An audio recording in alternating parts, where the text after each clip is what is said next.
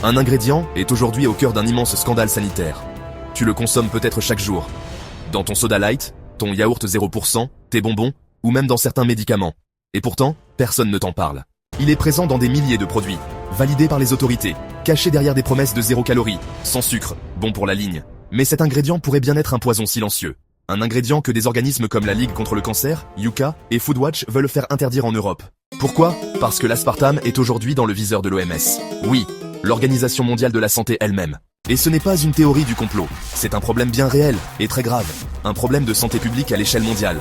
Alors on va tout reprendre depuis le début, tu vas comprendre comment on en est arrivé là. Et surtout, pourquoi il faut absolument que tu sois au courant. L'aspartame, c'est quoi? C'est un édulcorant artificiel, découvert en 1965. Il a été autorisé dans l'alimentation humaine dans les années 80. Il est 200 fois plus sucré que le sucre, mais sans calories.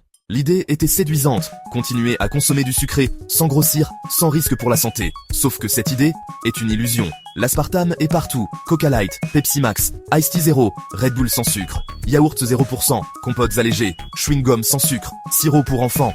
Même certains dentifrices et médicaments contiennent de l'aspartame. L'industrie agroalimentaire en raffole. Pourquoi? Parce qu'il est bon marché, très sucrant, et permet de vendre l'illusion d'un produit sain. Mais ce que tu gagnes en calories, tu le perds peut-être en santé. En 2023, l'OMS a publié une bombe. L'aspartame est désormais classé comme possiblement cancérogène pour l'homme. Et ce classement, il ne sort pas de nulle part. Des dizaines d'études indépendantes ont été passées au crible. Certaines ont montré des liens entre la consommation régulière d'aspartame et des cancers du foie, du sein ou du cerveau.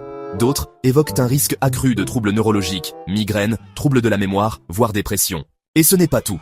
L'aspartame pourrait aussi avoir un impact majeur sur ton microbiote intestinal en favorisant les mauvaises bactéries. Il pourrait augmenter les risques de diabète, perturber l'insuline et même te faire prendre du poids. Oui, un édulcorant vendu pour perdre du poids pourrait en réalité favoriser l'obésité. Pourquoi? Parce que le goût sucré sans sucre perturbe ton cerveau. Ton corps croit qu'il va recevoir du sucre, mais il ne reçoit rien. Parce que derrière l'aspartame, il y a des lobbies puissants, des intérêts économiques colossaux et une industrie qui n'a aucun intérêt à ce que tu saches la vérité. Pendant ce temps, les autorités tergiversent, elles jouent à la montre. Elles parlent de preuves insuffisantes, d'incertitudes. Mais combien de temps faudra-t-il encore attendre? Combien de malades? Combien de morts évitables? Combien de familles brisées par une maladie qu'on aurait pu prévenir? C'est pour ça que Yuka Foodwatch et la Ligue contre le cancer ont dit stop. Et ont lancé une pétition européenne pour faire interdire l'aspartame. Pas pour créer la panique, mais pour protéger les consommateurs, pour exiger la transparence, et pour dire que la santé publique doit passer avant les profits. Cette pétition, c'est une chance, une occasion unique de faire entendre ta voix.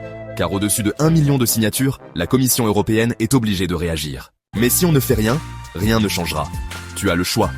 Continuer à consommer sans savoir, ou ouvrir les yeux, t'informer, agir. Tu peux ignorer cette vidéo, ou la partager à quelqu'un que tu aimes.